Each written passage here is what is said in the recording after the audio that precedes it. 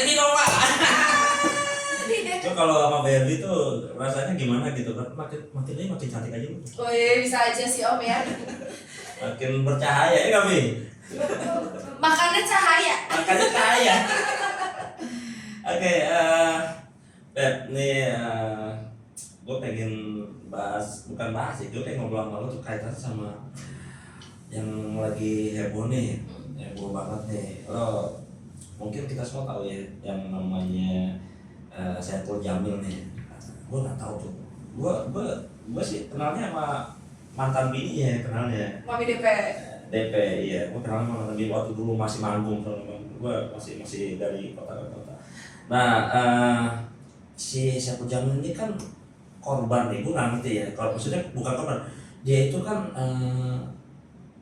masuk penjara kan, Benar. ditahan nih.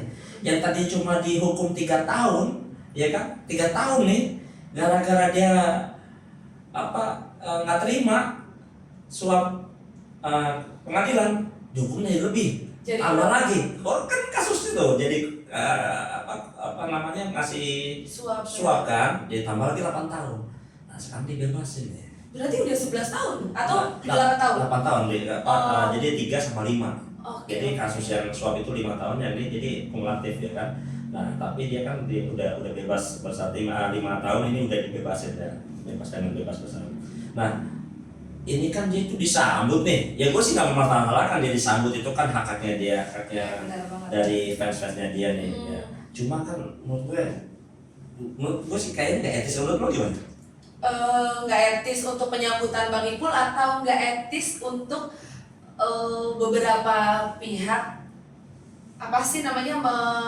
nggak terima lah ya dengan penyambutan itu ya? Iya kan harus dilihat dulu perasaan korban gitu kan, mantan korban lah. Iya kan, walaupun si Ipul tuh kan udah dihukum nih, ditanya udah dapat sanksi ya, baik sanksi pidana maupun sanksi sosial. Nah masalahnya dia itu disambut bak pahlawan. Nah menurut lo gimana tuh? Sementara nggak kasihan dengan mantan korban itu? Iya sih, tapi kalau misalnya menurut aku dilihat dari sisi korban, emang nggak etis pastinya. Kayaknya kok berlebihan banget ya selebrasinya untuk dia bebas dan lain-lain. Tapi kalau untuk dilihat dari sisi Bang Ipulnya, itu mungkin bentuk kebahagiaan teman-temannya juga. Karena Bang Ipul, iya teman-teman dan fans sih pastinya. Karena melihat temen, ya walaupun temennya nih agak caur gitu. Namanya manusia kan nggak pernah luput dari dosa ya Om. Okay. Jadi setiap manusia punya kesalahan, setiap manusia punya dosa, dan setiap manusia punya cara seperti apa untuk membayar dosanya tersebut. Tapi mungkin tidak dikebaikan aja. Ini sih over sih ya, over banget. Nah sampai ada ini petisi ya, boykot Saiful ya, Saiful Jamil di stasiun TV dan lain-lainnya.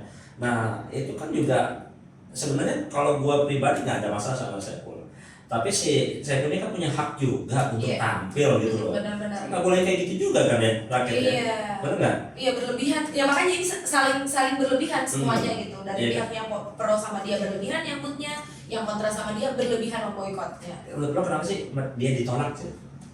Sebenarnya bukan ditolak sih ya. Kan banyak juga nih kasus-kasus artis yang lain yang pernah masuk penjara ya, pernah ditahan, tapi mereka udah balik lagi eksis di dunia hiburan gitu loh, gak ada masalah. Iya, kenapa Ipul harus begini ya? Harus begini gitu maksud gue.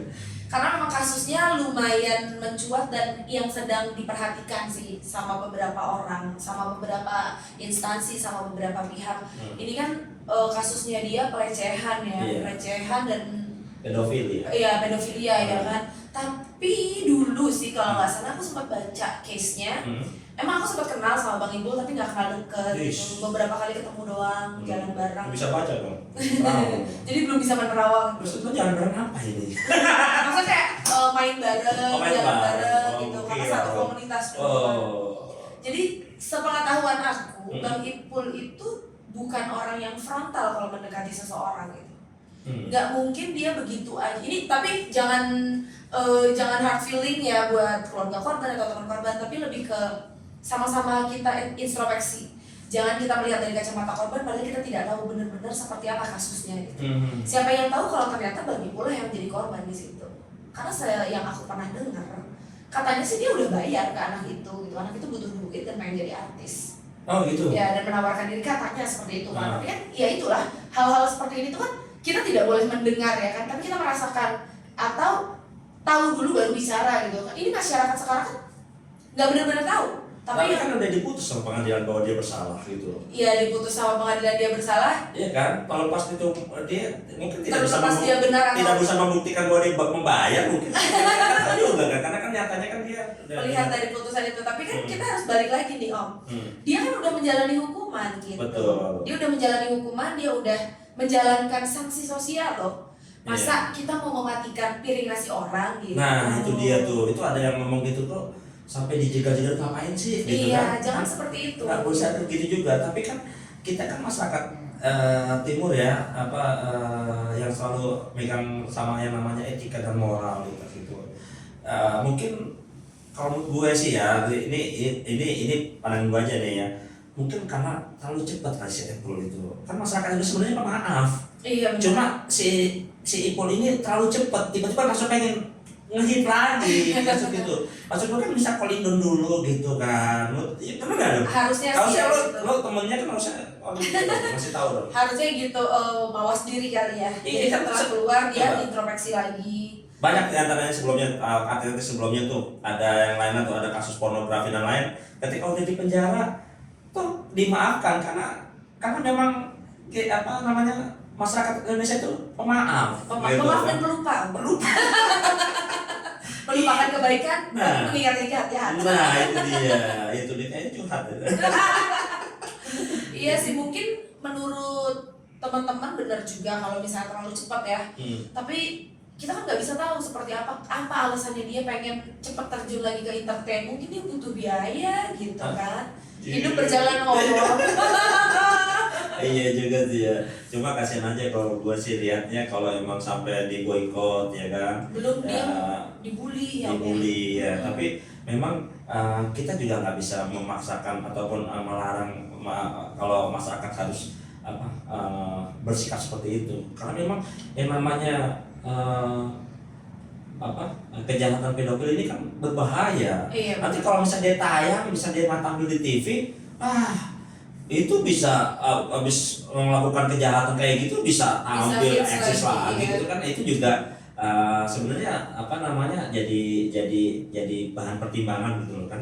Ya benar-benar, aku sempat baca sih beritanya kemarin, salah satu sutradara ya, Angga siapa itu? Angga Dwi Sasongko. Iya benar, yang membuat film anak akhirnya harus menarik film anak dari semua stasiun TV Indonesia karena dia kecewa gitu kenapa Saipul Jamil harus ditayangkan terus-menerus gitu sampai beberapa program ya. Iya, infotainment macam-macamnya. Iya, tapi memang tapi ya tetap kita juga tidak bisa menyalahkan reaksi fans, tapi juga kita tidak bisa bersikap arogansi bahwa kita harus memboikot dia. Cuma memang kalau gue sih ya, si Ipul kebablasan, maksudnya nggak sabaran gitu loh. Iya benar-benar. Ya kan nggak sabaran. Ya udahlah, paling dulu aja. Tapi balik lagi sih bukan cuma Ipulnya, para pengejar algoritma lokal ini. Oke. Iya kan? Oh iya. Para stasiun TV yang membutuhkan rating, ngapain coba Bang Ipulnya dikejar? Kalau nggak dikejar, nggak ditayangin, ya mungkin masyarakat juga reaksinya nggak seperti ini. Jadi kita nggak bisa nyalahin satu pihak nih. Jadi gimana tuh? Nggak ada ini dong. Kita juga nggak bisa saling menyalahkan. Iya, nggak bisa saling menyalahkan. Mungkin tapi ada sikap-sikap yang kita harus bijak lah, ya kan? Mungkin Bang Ipul kayak gue rasa sih bakalan diterima lagi. Harusnya. Gue rasa bakal diterima lagi. Tapi nanti tahun depan kali. Wah, kayaknya Om sekarang jagoan rawang nih. Iya, gue sih lihatnya kayak gitu. Karena gue lihat banyak banget artis yang kena kasus gitu dan akhirnya eksis gitu. Tapi karena dia harus nggak buru-buru gitu. Dia kan masyarakat melupakan kasusnya, habis itu baru gitu kan, pelan-pelan aja. Ini mau baru keluar langsung tampil, ya kan? Gimana nggak enak kan? Iya benar-benar. Orang yang baru lagi seru-serunya fokus kemana gitu, orang Ipul semua. Nah itu dia tuh. Nah terus yang gue lihat lagi tuh ya, kalau dari masalah di dunia entertain ini itu banyak banget. Gue bingung ya sama yang namanya gosip ya. Kok seneng banget ya masyarakat Indonesia sama gosip ya. Iya kan? Gosip itu kan gibah. Gimana jadi korban gimana? cuma Indonesia sih Om, hampir seluruh negara itu kayak suka banget sama yang namanya bahan untuk pembulian ya.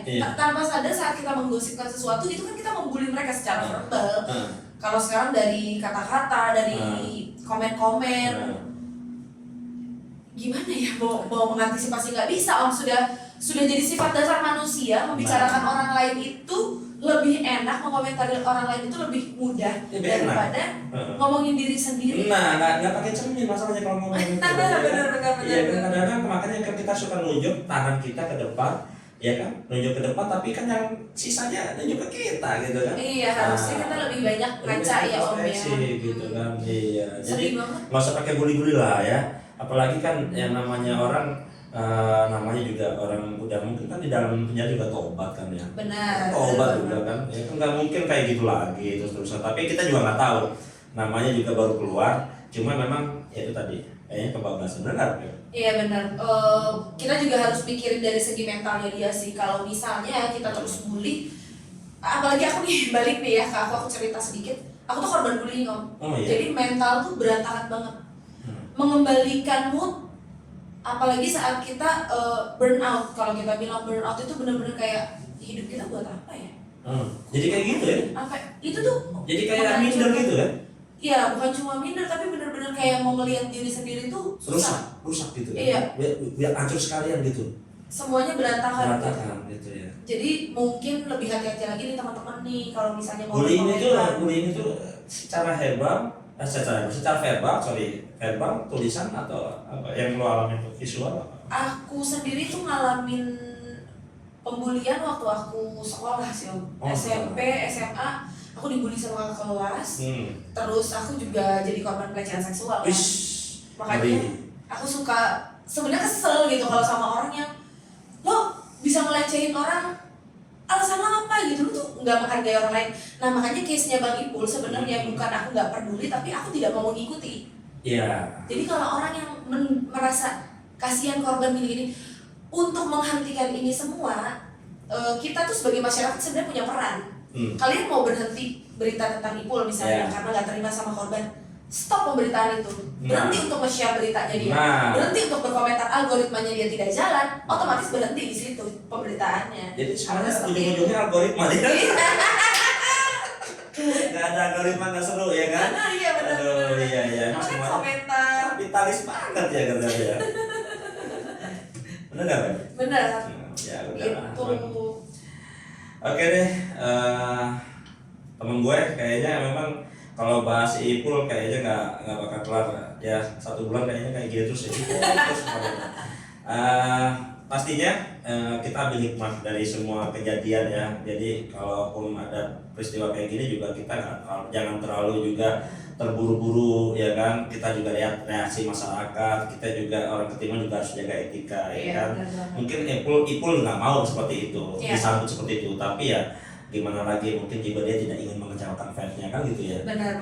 Tapi juga si Ipul juga harusnya juga bisa menahan diri agar tidak tampil di awal, karena ya kalau kayak gini kan jadi memaksakan gini kan jadi berantakan semuanya.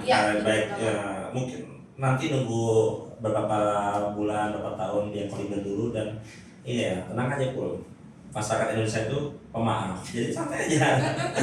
Oke Ben, thank you banget udah ngobrol sedikit kaitan sama Bang Ipul ya yang lagi hits ya. Bertemu lagi nih Ben ya. Iya. Dan sampai di sini dulu podcast gue. Dah.